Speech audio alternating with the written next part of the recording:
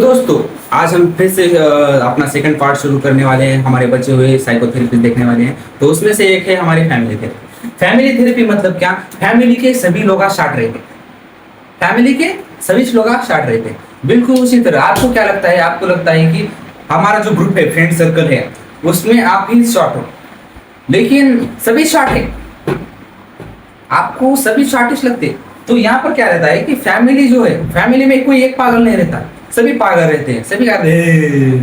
तो family therapy में क्या रहता है कि एक ही घर में सेम डिसीज के पर्सन रहते हैं, जिन फैमिली को जिनको पूरी फैमिली को एक ही डिजीज है, तो हम एक साथ रहते हैं। तो क्या कहते हैं, वो एक दूसरे की केयर करते हैं। माँ बच्चे की केयर करता है, बच्चा माँ की केयर करता है। तो एक दूसरे को देख के वो उनको लगता है कि हाँ, मुझे माँ को संभालना पड़ेगा, माँ को लगता है कि मुझे बेटे को संभालना पड़ेगा। ऐसे ऐसे उनके इमोशंस आते रहते हैं। तो इसकी वजह से क्या करते हैं, वो दोनों भी ठीक हो जाती है। फैमिली थेरेपी में घर में सभी लोग एक ही डिसऑर्डर के रहते हैं, कोई अलग अलग नहीं रहता। या फिर एक होशियार या फिर एक नॉर्मल पर्सन और दूसरा जो थोड़ा सा पागल है, वो वहाँ पर बिल्कुल नहीं रहता। तो फैमिली थेरेपी में रहता है। तो दूसरी नेक्स्ट थेरेपी हम देखेंगे। तो दोस्तों, नेक्स्ट थेरेपी है हमारी supportive therapy. Supportive therapy mainly crisis intervention में, क्राइसिस में या फिर लो पोटेंसी हो अगर किसी पेशेंट की, तो उनमें हम ये यूज करते हैं। तो उनमें हम कुछ टेक्निक्स से यूज करते हैं। सपोर्टिव थेरेपी मतलब क्या रहती है कि सपोर्ट करना, डर मत, मैं हूं तेरे साथ। तो इसमें रहती है सपोर्टिव थेरेपी। सपोर्टिव थेरेपी में क्या कि सपोर्टिव थेरेपी में हम पहले देते हैं उसे रीएश्योरेंस देते हैं। मतलब क्या? पॉजिटिव रीएश्योरेंस देते हैं। हम उसे अच्छी बातें बताते हैं कि कुछ नहीं होगा, सब ठीक हो जाएगा, तुम चिंता मत कर, हम सब तेरे साथ हैं। ऐसे हम उसे रीएश्योरेंस देते हैं। बिल्कुल उसी तरह जब आप फेल हो जाते हो तो दोस्त कहता है तो टेंशन मत ले, मैं भी फेल हूँ, तो आप खुश हो जाते हैं। बिल्कुल ऐसे अच्छे से रीएश्योरेंस देते हैं सब लोग। तो बाद में एडवाइस देते हैं। एडवाइस देते हैं मतलब क्या देते हैं? एडवाइस में हम उन्हें कहते हैं कि अब तू ऐसा कर, तो तुझे इन चीज़ों से प्रॉब्लम नहीं होगी। तो उन्हें हम सजेशन देते हैं, एडवाइस देते हैं, जिसकी वजह से उन्हें लगता है कि कोई तो हमारा है, कोई तो हमारा है जिसे हमें फिक्र रहती है।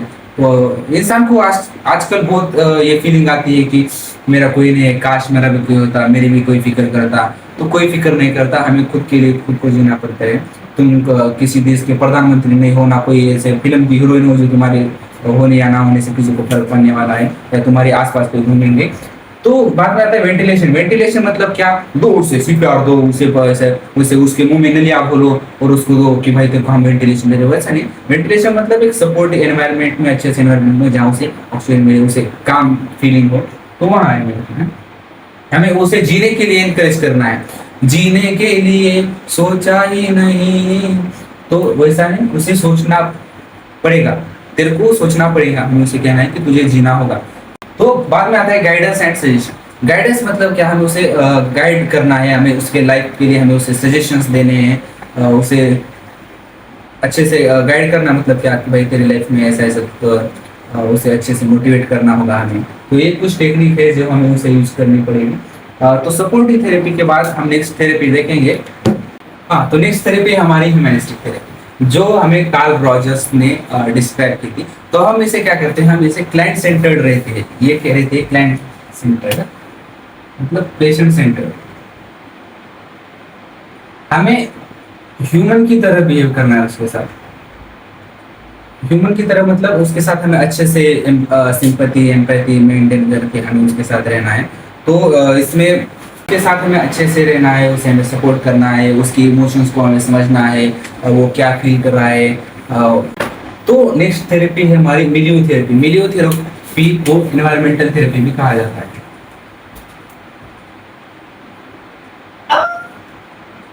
एनवायरमेंटल थेरेपी भी मिलियो थेरेपी कहा जाता है।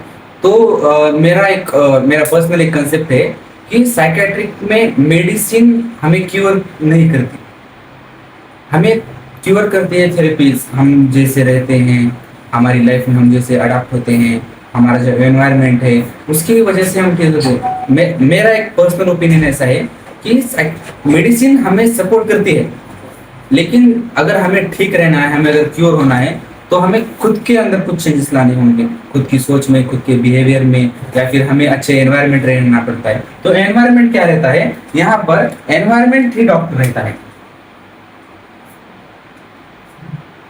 जितना अच्छा एनवायरनमेंट होगा, जितना अच्छा एनवायरनमेंट होगा, बिल्कुल उतना ही अच्छा हमारे यहाँ पर पेशेंट की हेल्थ रहेगी, पेशेंट की मेंटल हेल्थ उतनी ही अच्छी रहेगी। तो मिलियोथेरेपी को एनवायरमेंटल थेरेपी कहा जाता है। यहाँ पर एनवायरमेंट ही डॉक्टर रहता है, जिसकी वजह से पेशेंट ठीक होता है। तो ये दिया था मैक्सवेल जॉन्स ने। तो हमारी नेक्स्ट थेरेपी है ऑक्यूपेशनल थेरेपी। ऑक्यूपेशनल थेरेपी मतलब क्या, क्या हमें उसे जॉब देना है? नहीं नहीं, हम उसे जॉब नहीं दे सकते, क्योंकि हमारी खुद की जॉब नहीं लगी हुई है। तो ऑक्यूपेशनल थेरेपी में क्या रहता है, हम उसे कुछ ऐसी एक्टिविटीज देते हैं जो उसे पसंद हो, जो करने की वजह से उसका माइंड डाइवर्ट रहता हो। अगर ऑक्यूपेशनल थेरेपी में हम पेशेंट को कोई वर्क देंगे, तो वो क्या करेगा, वो अपने उसी वर्क में ऐसा घुल मिल जाएगा, और उसके जो बैड थॉट्स थे, उसके जो इमोशंस थे, वो उससे डिफर करेंगे, या फिर वो उससे अलग हो जाएंगे थॉट्स। तो वो क्या होगा, ऑक्यूपेशनल थेरेपी में हम उसे क्या दे सकते हैं, उसे हम ड्राइंग करने के लिए दे सकते हैं, उसे हम आर्ट करने के लिए दे सकते हैं। अगर किसी को खाना बनाना पसंद है तो वो खाना बना सकता है। तो ऐसे अलग अलग चीज़ें हम हॉस्पिटल में पेशेंट को करने के लिए देते हैं, जिसकी वजह से उसका जो माइंड है वो डाइवर्ट रहता है। तो उसके बाद आता है हिप्नोथेरेपी। हिप्नोथेरेपी मतलब क्या, जिसे दिया था जेम्स बेड ने दिया था। तो हिप्नोथेरेपी मतलब क्या कि पेशेंट को हिप्नोटिक, आपने मूवी भी देखा होगा कि ऐसा ही बोला करते हैं, इधर ये उधर, ये इधर ये उधर जाता है। तो आपको लगता होगा कि आप भी बाबा हो, आप भी हिप्नोसिस करते होंगे। अरे भाई, मैं नरसिंह बाबा हूँ, मैं अपना हिप्नो बाबा नहीं हूँ कि जो सबको हिप्नोटाइज करता है। तो हिप्नोथेरेपी में क्या रहता है कि पेशेंट को एक सेमी कॉन्शियस स्टेट में ले जाया जाता है। अब एक सबसे मेन सवाल आता है कि हिप्नोथेरेपी हम पेशेंट के कंसेंट के बिना बिल्कुल नहीं कर सकते, क्योंकि पेशेंट खुद की मर्जी के बिना हिप्नोसिस में नहीं जा सकता।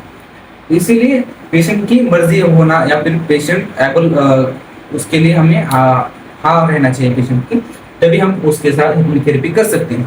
तो हिप्नोथेरेपी में हम उसे एक सेमी कॉन्शियस स्टेट में लिया जाता है। तो हम उसे कुछ सवाल पूछते हैं, उसके सेमी कॉन्शियस स्टेट में जाने के बाद तो वो आंसर्स देता है। तो ये हिप्नोथेरेपी रहते हैं। तो हम उसके जो दिल में चीजें हैं, उसके जो मन में कुछ डर बैठा हुआ है, तो वो वहां पर वो रिवील करता है। तो बाद में आता है नार्को एनालिसिस। नार्को एनालिसिस क्या रहती है, आपने बहुत नार्को एनालिसिस जब भी आप सुनते हो तो आपको लगता होगा कि भाई हाँ, ये सीआईडी का शो शुरू हो गया। ये सीआईडी का शो नहीं है, ये बाबा का लेक्चर है। तो बाबा भी सीआईडी से कम नहीं है। तो नार्को एनालिसिस में क्या रहता है, नार्को एनालिसिस रहता है जेएस और सीएनए। तो यहाँ पर ड्रग यूज किया जाता है पेशेंट की बॉडी में, आईवी एक ड्रग यूज किया जाता है, एमआर बायोमीटर, सोडियम फेनोथेनोल। तो वो हम पेशेंट की बॉडी में इंसर्ट करते हैं, या क्रिमिनल पेशेंट के लिए, तो उसे वो सेमी कॉन्शियस स्टेट में ले जाते हैं, और बाद में ले जाते हैं उसे अनकॉन्शियस स्टेट में। तो वहां पर जो थेरेपिस्ट है वो कुछ सवाल पूछता है उससे, और वो सवाल के जवाब वो देता है। और इसमें ये 100% काम करेगा, इसकी कोई गारंटी नहीं रह सकती। उसके साइड इफेक्ट्स भी रहते हैं नार्को एनालिसिस थेरेपी के। तो उसके बाद आता है इंडिविजुअल थेरेपी। इंडिविजुअल थेरेपी मतलब वन बाय वन। अब क्या करना है, वन बाय वन पेशेंट को हमसे मिलना है और हमें उसे थेरेपी देनी है। हालांकि ये इंडिविजुअल थेरेपी बाकी ग्रुप थेरेपी से तो कॉस्टली रहती है, क्योंकि एक एक इंडिविजुअल को हमें थेरेपी देना थोड़ा मुश्किल रहता है, टाइम भी ज़्यादा जाता है। तो इंडिविजुअल थेरेपी में क्या करते हैं हम, 1-to-1 किसी पेशेंट की अगर प्राइवेसी मेंटेन हो, वो जो बोल रहा है वो किसी को ना पता चाहिए, कॉन्फिडेंशियलिटी मेंटेन हो, तो ऐसी चीजें अगर होनी चाहिए, तो हम इंडिविजुअल थेरेपी पेशेंट को दे देते हैं।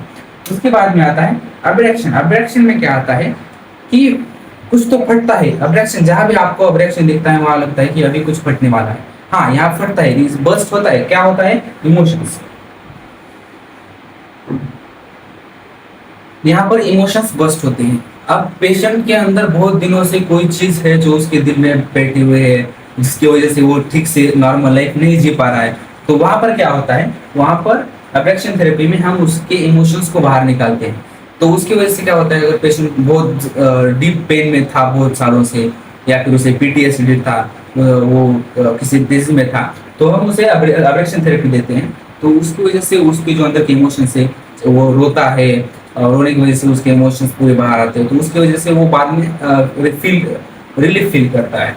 तो ये हमारे हो गए कल का एक सेक्शन और आज का एक सेशन हुआ था, उसमें हमने बाकी के जो बचे हुए थेरेपिस्ट थे वो हमने पढ़ लिए हैं। तो एक लास्ट मेरे क्वेश्चन था या फिर मेरी एक बात थी कि 3 मैजिकल वर्ड्स क्या रहते हैं?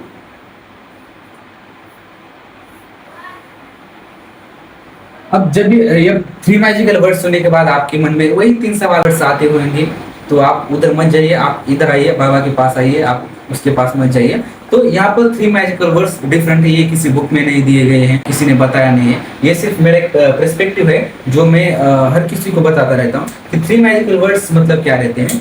कि जब भी आपके सामने आपका कोई दोस्त जो बहुत ही टेंशन में है या फिर डिप्रेशन में है या उसे बहुत स्ट्रेस है या फिर एंजाइटी है, तो हमें 3 मैजिकल वर्ड्स का यूज करना है। क्या आप दोस्त को बोलेंगे भाई आई लव यू, तो भाई वो तुमको चप्पल से मारेगा, वो तुमको जूता निकाल के मारेगा। तो ये 3 मैजिकल वर्ड्स वैसे नहीं है जैसे आप सोच रहे हैं। ये 3 मैजिकल वर्ड्स का मतलब है कि मैं हूं तेरे साथ, आई एम हियर, मैं हूं ना। ये जो 3 वर्ड्स है वो आदमी का आधा स्ट्रेस रिलीव कर देते हैं। आप कभी भी याद करो या फिर आपको पता भी होगा, आप करते भी होगे ऐसा, तो सामने वाले का या फिर खुद का भी आधा टेंशन वहीं पर दूर हो जाता है। जिंदगी में बाबा की हमेशा एक बात याद रखना, अगर आपको किसी को हेल्प करने का मौका मिले या किसी की मदद करने का मौका मिले तो जिंदगी में सारथी बनना, स्वार्थी बिल्कुल मत बनना। क्योंकि जीवन में ऐसे बहुत सारे पड़ाव आते हैं जहाँ पर हमें अपने दोस्तों की, अपने रिश्तेदारों की, अपने करीबी लोगों की जरूरत पड़ती है, तो उनके साथ हमेशा अच्छा रहना। 3 मैजिकल वर्ड्स कभी मत भूलना कि हमें अगर हमें अच्छा एक नर्सिंग ऑफिसर बनना है, हमें पेशेंट को ठीक करना है, हमें एक अच्छा हीलर बनना है, हमें अपनी बातों से पेशेंट को हील करना है, तो हमें इन थेरेपीज को सिर्फ सीखना नहीं पड़ेगा, हमें इन्हें अच्छे से याद करना होगा, हमें अच्छे से पेशेंट के साथ बिहेव करना होगा। अगर आपको लगता होगा कि हमें सिर्फ साइकेट्रिक वार्ड में पेशेंट से अच्छा बिहेव करना है, तो ये बिल्कुल गलत है। हमें जनरल भी, हम जब अदर हॉस्पिटल्स में रहते हैं एक्सेप्ट साइकेट्रिक वार्ड, तो वहाँ भी हमें हमारा बिहेवियर बहुत इंपॉर्टेंट रहता है। तो हमने अपने चैनल के डिस्क्रिप्शन में इस नोट्स की लिंक रख दी है, तो आप उस पर क्लिक करके इस टॉपिक के नोट्स आप ले सकते हैं। अगर आपको ये वीडियो थोड़ी भी हेल्पफुल लगी हो तो लाइक, शेयर एंड सब्सक्राइब करना मत भूलिए, अपने दोस्तों को शेयर करिए और ज़िंदगी में एक अच्छा नर्सिंग ऑफिसर बनिए। मेहनत करते रहिए, जब भी आप मेहनत करते रहेंगे आपको लगता रहेगा कि एक एक सेकंड पे आपको ये फील होगा कि मुझसे नहीं हो पाएगा, शायद मुझे अब ये छोड़ देना चाहिए, मुझे क्विट करना चाहिए। लेकिन देखना, यही सबसे मेन आपकी सबसे पहली स्टेप पे हार हो जाएगी। तो हमें डिमोटिवेट होगा, हमें एक एक सेकंड पे डिमोटिवेट होगा, लेकिन आपको डिमोटिवेट नहीं होना है, आपको नरसिंह बाबा के साथ बने रहना है। आपका मोटिवेशन, आपको जिंदगी में बहुत कुछ बनना है, तो आपको मोटिवेशन मिलता रहेगा। हमारे साथ बने रहिए, हमारे चैनल को शेयर करिए, आप अपने दोस्तों को भी बताइए, तो इसकी वजह से आपके दोस्तों को भी हेल्प होगी। तो साथ में पढ़ेंगे, साथ में नर्सिंग ऑफिसर बनेंगे और साथ में जिंदगी जिएंगे।